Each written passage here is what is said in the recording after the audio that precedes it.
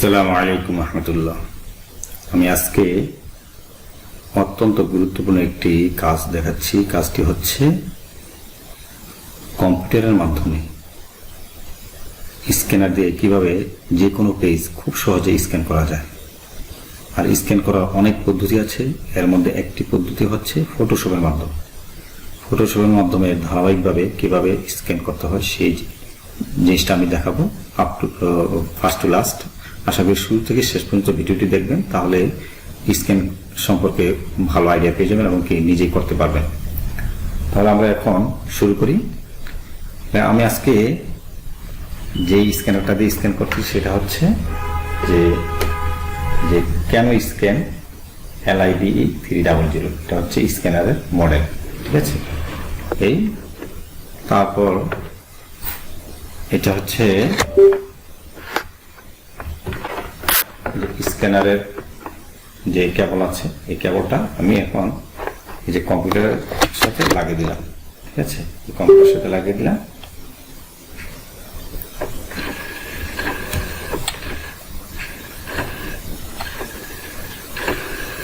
তারপর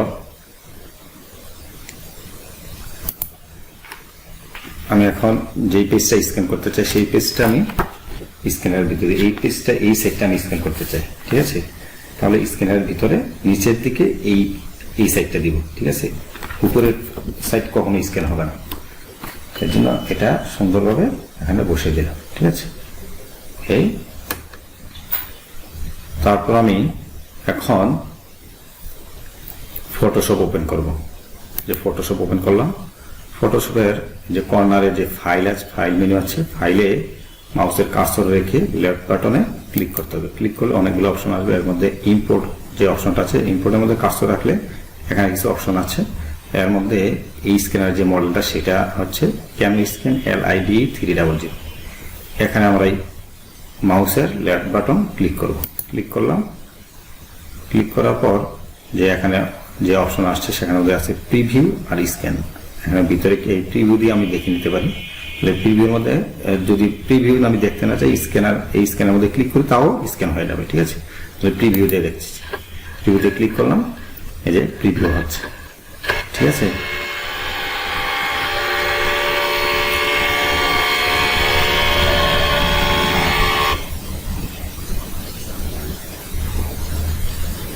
এই 91% হয়ে গেছে প্রিভিউ।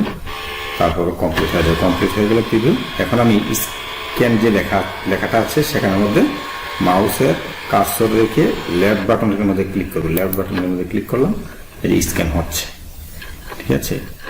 এই যে স্ক্যানার ইজ ওয়ার্মিং আপ।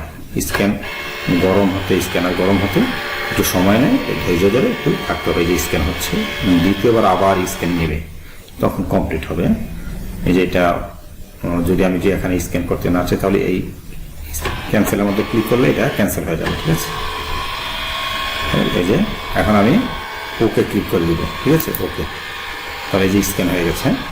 এখন এই যে পেজটা আছে, পেজটার মধ্যে দুইটা অপশন আছে, এখানে তিনটা অপশন। একটা হচ্ছে মিনিমাইজ, মানে মিনিমাইজ করলে নিচে চলে যাবে, আর ম্যাক্সিমাইজ মানে এটা মধ্যখানে চলে আসবে, আর ক্রসে দিলে এটা কেটে যাবে। তাহলে আমি ম্যাক্সিমাইজের মধ্যে ক্লিক করবো। যে ম্যাক্সিমাইজ মাউসের লেফট বাটন ক্লিক করলাম, মধ্যখানে চলে আসলো। এখন আমি এই যে এখানে যে ক্রপ আছে, এই ক্রপ টুলের মধ্যে মাউসের লেফট বাটনে ক্লিক করলে এই যে ক্রপ টুল এখানে চলে আসবে। এখানে এটা পেজের কর্নারে নিয়ে মাউসের লেফট বাটন চেপে ধরে নিচের দিকে নিয়ে আসবে, ঠিক আছে।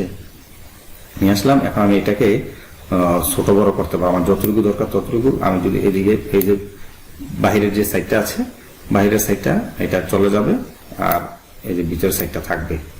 আমার যতটুকু দরকার ততটুকু আমি রেখে বাকিটা আমি কেটে দেবো। অর্থাৎ এখন যদি ইন্টারে মাউস, এই যে কিবোর্ড যে ইন্টার আছে, ইন্টারের মধ্যে আমি ক্লিক করে মানে চাপ প্রেস করলেই বাইরের অংশটা চলে গেলে ভিতরের অংশটা থেকে গেল, ঠিক আছে। আর এই পেজটা যদি আমি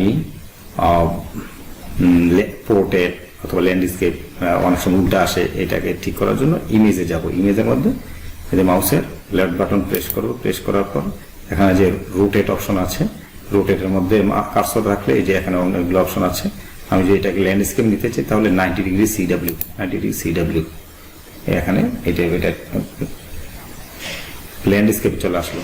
আর আমি যদি এই যে ইমেজের মধ্যে রাখার পর রোটেটে যাব, রোটেটে গিয়ে যদি এই যে 90 ডিগ্রি CCW তে ক্লিক করি তাহলে এটা আবার পূর্বের অবস্থান চলে আসবে, ঠিক আছে।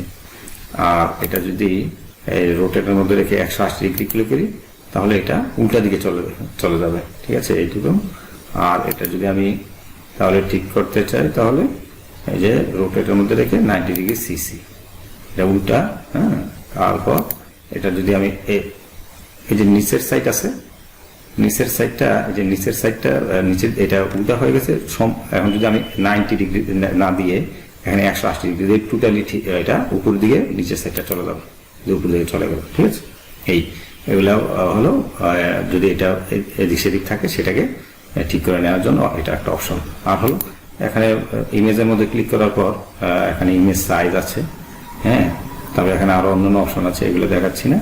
এখন হলো ইমেজ সাইজের মধ্যে মাউসের লেফট বাটন ক্লিক করি তাহলে এখানে এটা সাইজ করে নিতে পারবো। যেমন ফটো যদি সাইজ করতে হয় তাহলে এখানে পিক্সেল কত ইঞ্চ এটা দিতে হয়, রেজুলেশন কত, এই অনুপাতে এটা করতে হয়। আর এখানে আমি এটা করবো না, এখানে কিছু দেওয়ার দরকার নেই, আমার এই পেজটা যতটুকু আছে ততটুকু দেখে এই জন্য ওকে করে দেবো, ঠিক আছে।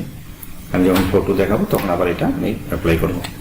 এখন এটা একটু ঝাপসা দেখাচ্ছে পেজটা, এই জন্য যদি ঝাপসা দেখায় তাহলে এটা পর ফ্রেশ করার সিস্টেম হচ্ছে যে কিবোর্ডের যে Ctrl+L আছে, Ctrl+L এ প্রেস করব। প্রেস করার পর এই যে একটা অপশন আসছে, অপশনটাতে এই যে এখানে অ্যারো চিহ্নের মতো একটা অপশন আছে, এখানে একটা আছে, এখানে একটা, তিনটা।